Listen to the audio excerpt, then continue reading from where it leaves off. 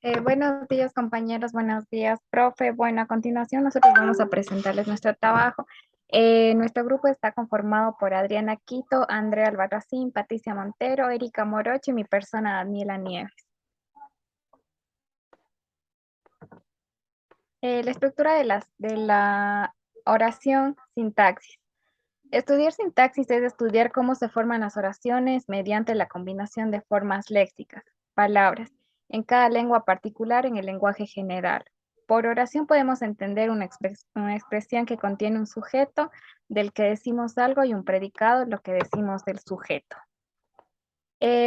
Podemos entender una expresión que contiene un sujeto y el predicado cuando hablamos acerca de una definición de la oración. Dada la naturaleza creativa del lenguaje, podemos discutir que una sintaxis es una lengua que consiste meramente en una lista de oraciones en donde memorizamos en el proceso de adquisición del lenguaje. Esto nos requiere a una forma más compleja, por ende, algo más interesante que debe estar sucediendo. Debemos tener en cuenta dos hechos fundamentales. Un hablante es capaz de producir nuevas oraciones que jamás nadie ha producido en esa lengua. Y un hablante dos puede entender oraciones que jamás ha oído con anteriormente. Con esto queremos decir y nos referimos a que cuando hablamos de la capacidad creativa del lenguaje humano, ninguna lengua permite que las oraciones se formen mediante secuencias de palabras ordenadas al azar.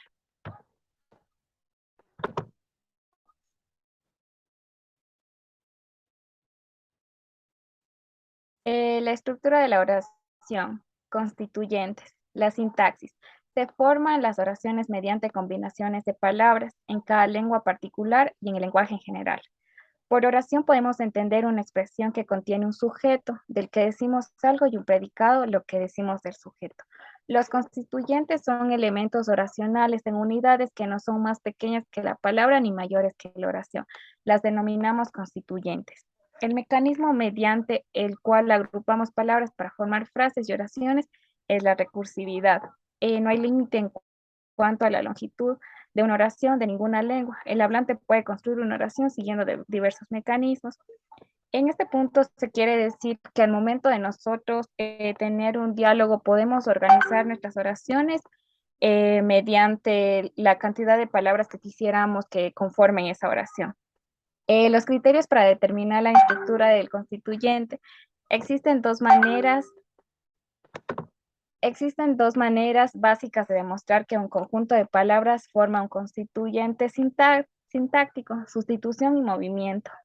Una serie de palabras puede ser sustituida por una unidad que denominamos proforma. Este conjunto de palabras forma un constituyente.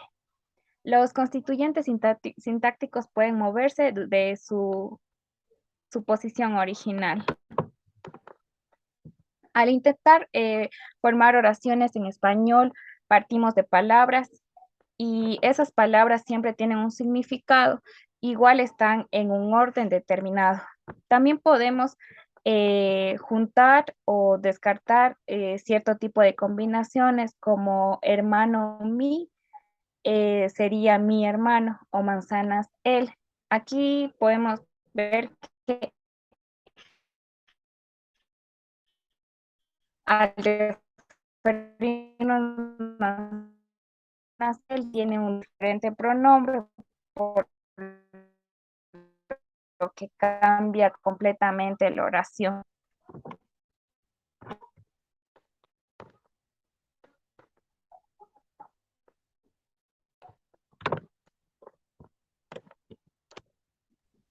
Ya. La estructura de la oración constituyentes. Reglas de reescritura sintáctica. La configuración jerárquica de una oración puede ser representada por medios de estos diagramas, pero también por medio de reglas de dicha reescritura sintáctica. Dichas reglas presentan siempre en el siguiente esquema general: A igual a BC. El componente léxico, subcategorización. Capturar la idea de que la organización de las oraciones no es secuencial, sino jerárquica. Y también podemos explicar la habilidad que poseen los hablantes para producir y comprender un número infinito de oraciones. por lo que decimos que en la lingüística la subcategorización denota el estatus categorial de los argumentos que son requeridos o permitidos por una unidad léxica para expresar una proposición. Transformaciones. Existen en todas las lenguas dos tipos de oraciones interrogativas, aquellas que se pueden contestar con un simple sí o no, y aquellas que solicitan una respuesta más informativa y que comienzan con una palabra interrogativa.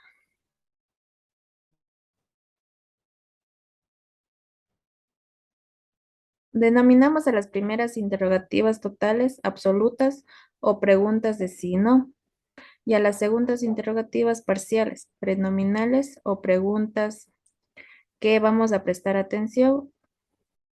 Tienen como ventaja indudable que nos permite, por un lado, explicar cómo no es posible que los niños adquieran los principios sintácticos con tanta rapidez, y por otro, capturar propiedades estructurales sintácticas universales. Hacia una teoría general, la X con barra. Tiene como ventaja indudable que nos permite, por un lado, explicar cómo es posible que los niños adquieran los principios sintácticos con tanta rapidez.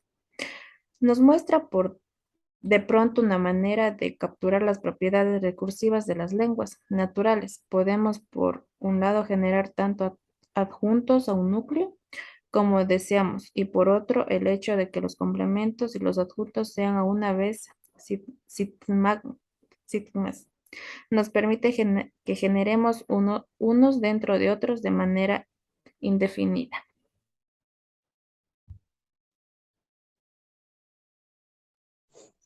El orden de constituyentes en español. Estos presentan de manera uniforme un orden rígido de palabras en español: sujeto, verbo, objeto.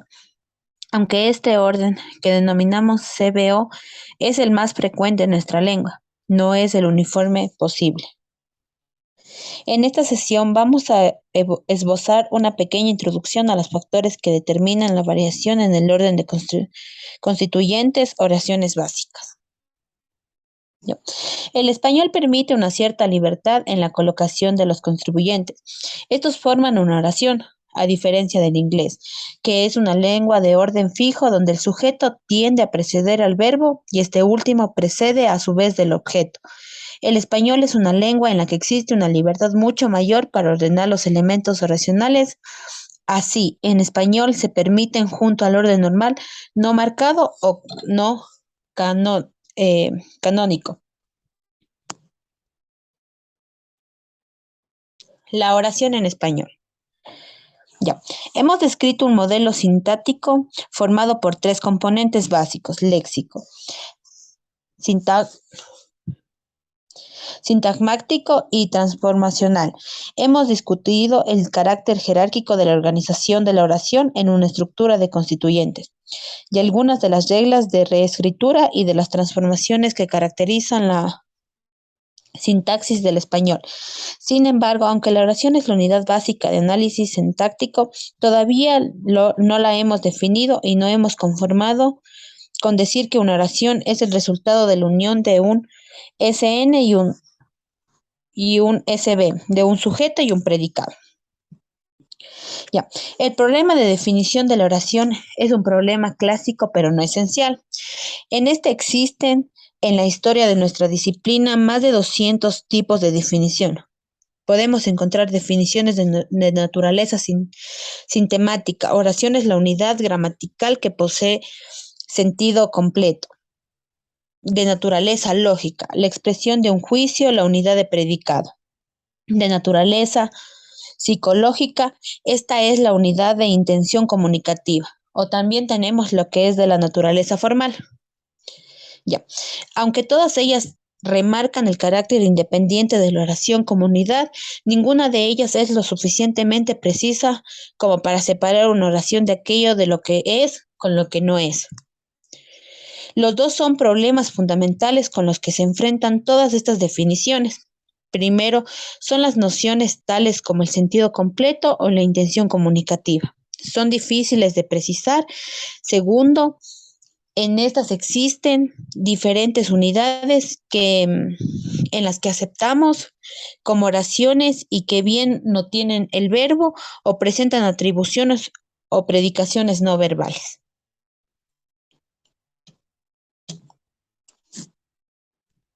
Ya. Tenemos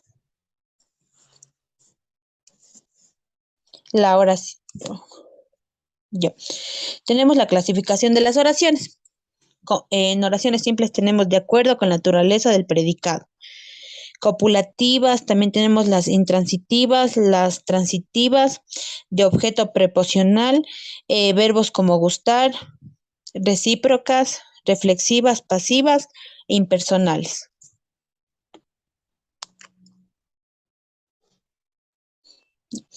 En el cambio, lo que la gramática tradicional se denominaba. En este tenemos como complemento circunstancial eh, cómo se, cómo se analiza el conjunto del sujeto, del verbo, es decir, los hermanos derecha, son las hermanos derechas del verbo. Ya. También tenemos lo que es la primera regla de reescritura propuesta. Esta es aquella que nos dice que una oración es la unión de un sujeto y un predicado. Tenemos la siguiente, que es para intentar que la estructura básica de una oración se ajuste al modelo de la X. En esta recurrimos a una noción muy tradicional, la idea de que el único elemento imprescindible para que exista una oración es el español, ya que es la presencia de un verbo conjugado, que necesariamente expresamos de manera concordancia con un sujeto expreso o también con un sujeto nulo. Tenemos también lo que son los factores relacionados con el contenido informativo. En este mencionamos al principio en el que se aplica una oración, independientemente de los factores estructurales en los que se encuentran. La oración simple, definición y la clasificación. Aquí tenemos que las oraciones simples constan de un solo predicado, aunque la oración precede de dos sujetos. Sabemos que se trata de un sujeto coordinado. Estos existen, en cambio, con oraciones que aparentan tener más de un verbo, pero que son considerablemente oraciones simples.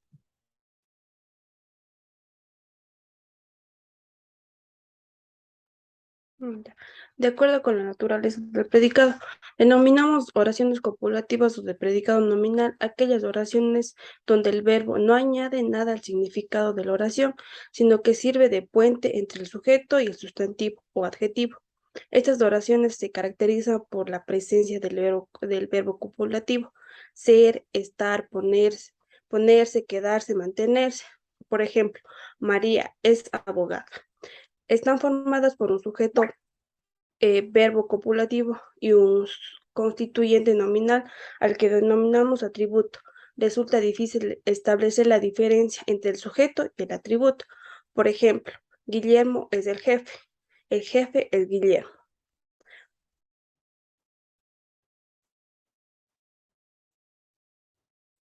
Ya, para clasificar, podemos sustituir un sujeto en el español por un pronombre personal.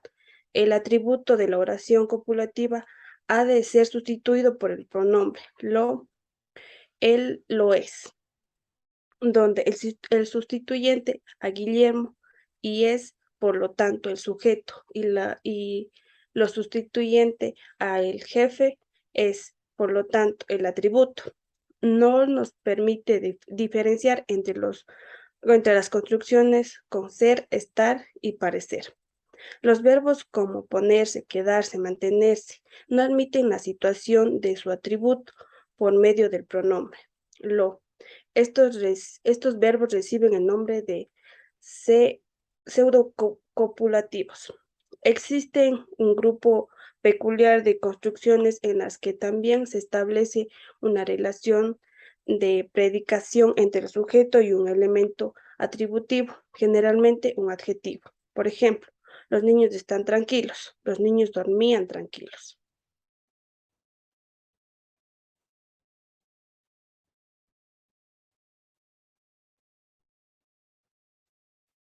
Por otro lado, ser y estar no son siempre verbos copulativos. Cuando ser tiene el sentido de existir o cuando estar tiene el significado de permanecer o estar presente. Este es un predicado verbal, es decir, un tipo de predicado similar al formado por todos los verbos que no son copulativos. Sabemos que si falta alguno de estos argumentos, la oración no es gramatical, lo denominamos complementos. Denominamos verbos intransitivos aquellos que no requieren ningún complemento, aunque pueden aparecer con uno o más modificadores no argumentales. Las oraciones en las que aparece un verbo intransitivo se denomina lógicamente oraciones intransitivas. Verbos intransitivos, por otro lado, son aquellos que pueden aceptar un complemento directo. Por ejemplo, enciende la luz, por favor.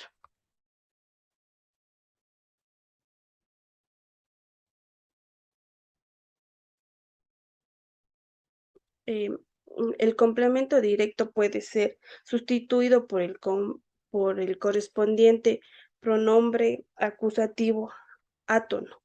Me, te, lo, la, nos, os, los, las, como es fácil de ver en los ejemplos anteriores.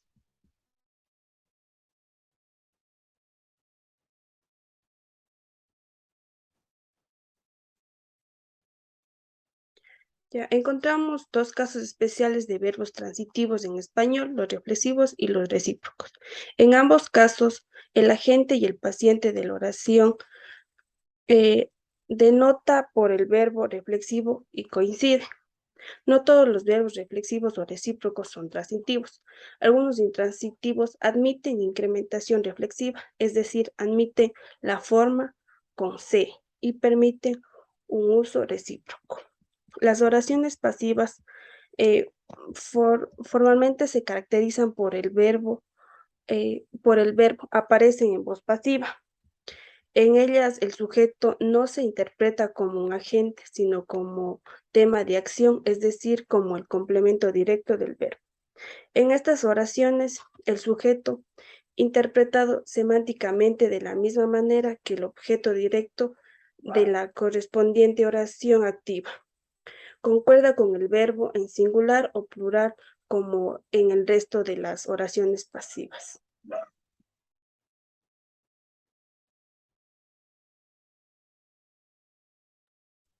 Impersonales.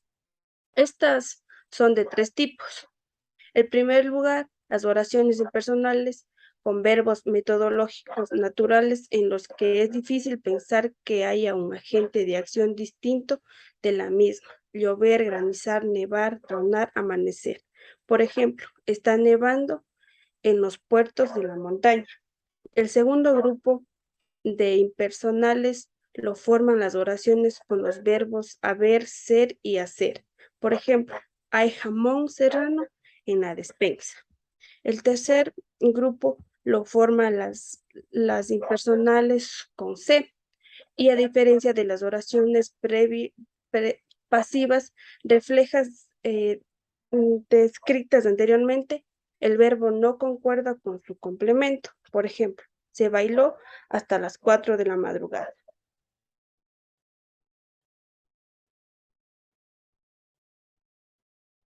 No es difícil darse cuenta de que una de las unidades más difíciles de analizar en español es C, pero la misma unidad aparece en tres tipos de construcciones más.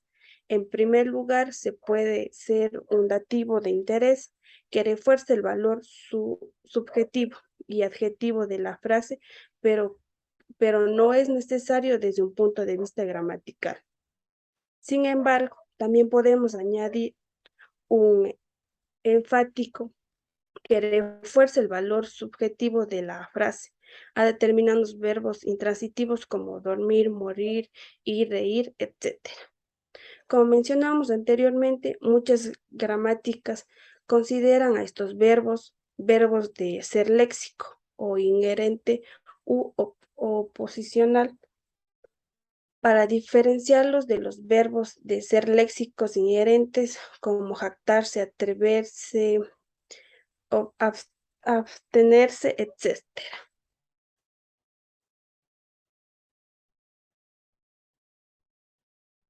Las oraciones compuestas, definición y clasificación. Las oraciones simples pueden combinarse para formar unidades mayores a las que denominamos oraciones compuestas. Esta combinación se realiza mediante dos procedimientos recursivos. El primero, la coordinación, cuando las oraciones son independientes entre sí. Por ejemplo, Pedro canta tangos mientras María baila guarachas. La subordinación, cuando una de las oraciones carece de autonomía estructural y depende de la otra. A la primera la denominamos oración subordinada y a la segunda oración principal. Ejemplo, Pedro lee el libro que le regaló Luis. La oración principal sería Pedro lee el libro y la oración subordinada sería que le regaló Luis.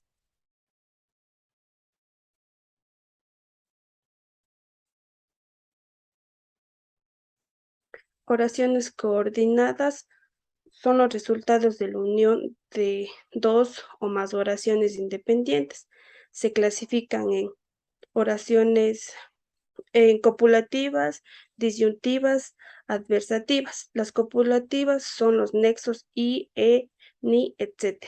Las disyuntivas, cuando unimos dos o más oraciones mediante la conjugación o u.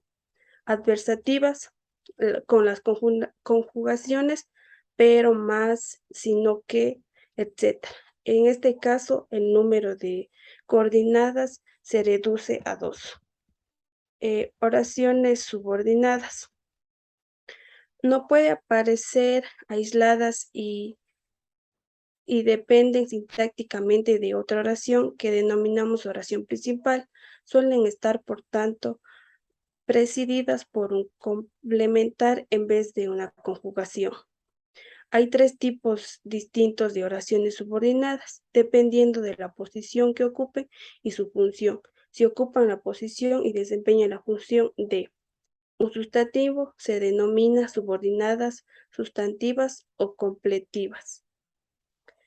Un adjetivo se denomina subordinadas, adjetivas o de relativo.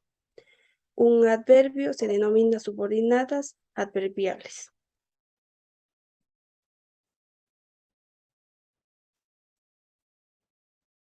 Subordinadas sustantivas o completivas. Las oraciones subordinadas sustantivas ocupan la misma posición y desempeñan en la oración la misma función sintáctica que un sustantivo. Las subordinadas sustantivas ocupan la posición característica del nombre. Podemos encontrarlas en posición del sujeto del predicado principal. Este tipo de subordinadas pueden ser definidas o no, finitas o no finitas. Solo las primeras van introducidas por completamente. Por ejemplo, me gusta sonreír. María cree estar enferma. Atendiendo a las actitudes del hablante y al igual que las oraciones simples, las oraciones completivas pueden ser tanto declarativas como interrogativas o exclamativas. Subordinadas adjetivas o de relativo. Ocupan la misma posición y desempeñan la misma función sintáctica que un adjetivo en la oración. Por ejemplo, quiero un coche rojo. O otro ejemplo sería, quiero un coche que sea rojo, puesto que ocupan la misma posición que un adjetivo y funcionan como modificadores de una expresión nominal.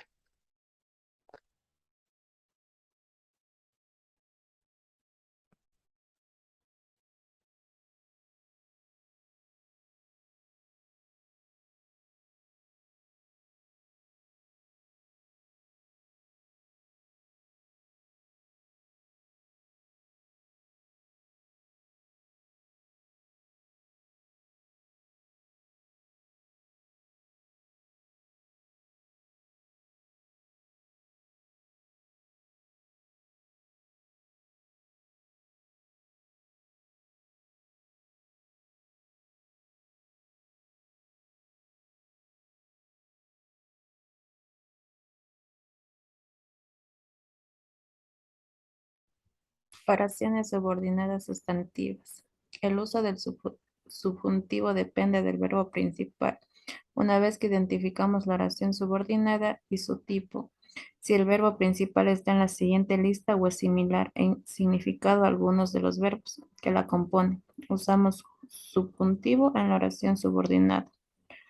Tenemos como primero verbos de deuda, voluntad o emoción, expresiones impersonales, expresiones negativas que causan duda y verbos de pensamiento en forma negativa.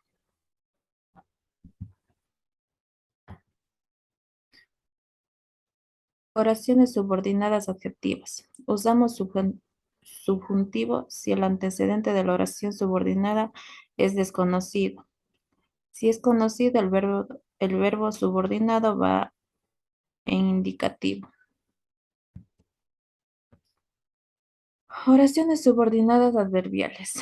El uso del subjuntivo en la oración subordinada depende del nexo o conjugación. Nexos que siempre usan subjuntivo, oraciones subordinadas finales, oraciones subordinadas concesivas, oraciones subordinadas temporales. Cuando el verbo de la principal expresa futuro con respecto a la acción subordinada, el verbo subordinado va en subjuntivo. Oraciones subordinadas condicionales y subordinadas modales. Agrupamos los elementos oracionales en unidades que no son más pequeñas que la palabra ni mayores que la oración y que denominamos constituyentes o sintagmas. Estos constituyentes se caracterizan porque se pueden desplazar de su posición original en la oración, porque pueden servir como respuesta aislada a una pregunta y porque pueden ser sustituidos por una palabra única.